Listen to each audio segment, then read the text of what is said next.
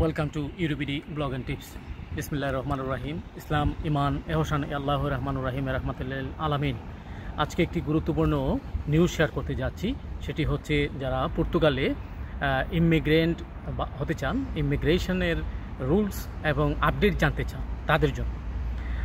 যারা পর্তুগালে already SEF entry করেছিলেন কিংবা কোনো কারণে ভিসা এক্সটেনশনের জন্য আবেদন করেছেন কিংবা রেসিডেন্ট কার্ডের জন্য ওয়েটিংয়ে আছেন, অপেক্ষামান, তাদের জন্য একটি গুড নিউজ হচ্ছে এটাই যে পর্তুগালের ইমিগ্রেশন অফিস আইমা তারা নতুন করে একটি ইমিগ্রেন্ট আইমা সেন্টার ওপেন করতে যাচ্ছে। সেটা হচ্ছে একটি সুখবর বটে। এখানে মোর দেন 100 পিপল, এখানে হচ্ছে 100 লোকের বেশি অফিসার এখানে কাজ করবে। যাদের পেন্ডিং ফাইল রয়েছে তাদেরকে দ্রুত সাপোর্ট এনশিওর করার জন্য, সাপোর্ট সার্ভিস দেওয়ার জন্য। এই ফেসিলিটিটা হচ্ছে আসলে Hindu centre in the Telheiras Lisbon. Telheiras লিসবনে হিন্দু সেন্টারে এটি ওপেনিং হয়েছে এবং এখানে কাজ করবে। ইতিমধ্যে আপনারা অবশ্যই জানেন যে 4 লাখ বেশি পেন্ডিং কেস প্রসেসিংয়ে আছে বা ফর অ্যানালাইসিস স্টেজে দেখাচ্ছে।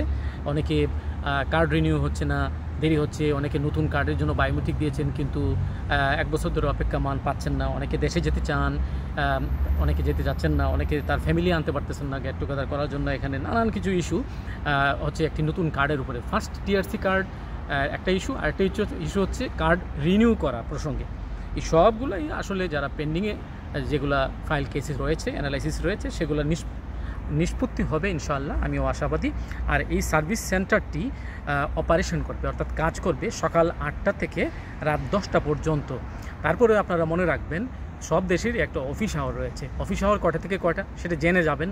আইমা অফিস কয়টায় খুলে, কয়টায় বন্ধ করে, কয়টায় ব্রেক থাকে, কেমন এই বিরতি থাকে, এগুলো সব মাথায় রেখে প্রয়োজনে অ্যাপয়েন্টমেন্ট লাগলে অ্যাপয়েন্টমেন্ট নিয়ে যেতে হবে। ঠিক আছে, আপনারা জানেন যে মার্কাস সহ অ্যাপয়েন্টমেন্টের প্রয়োজন রয়েছে যথারীতি। তো এখানে পর্তুগালের গভর্নমেন্ট কিছু অ্যাকশন প্ল্যান তৈরি করেছে ফর মাইগ্রেশন অ্যাজাইলাম এর জন্য। আর অলরেডি যে সেফ এন্ট্রি যেটা রিভোকড করা হয়েছিল সেটা অলরেডি পর্যায়ে রয়েছে।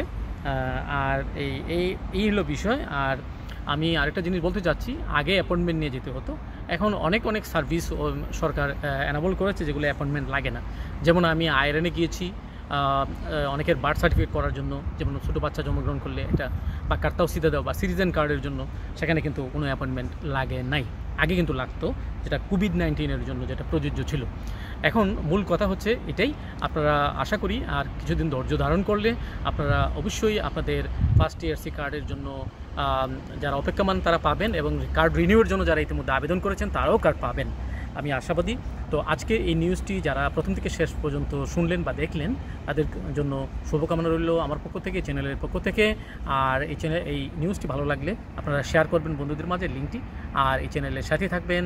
সুস্থ থাকুন, নিরাপদে থাকুন, আপনার ভবিষ্যৎ উজ্জ্বল হোক, এই দোয়া এবং আশীর্বাদ রেখে এখানে শেষ করছি। আল্লাহ হাফিজ।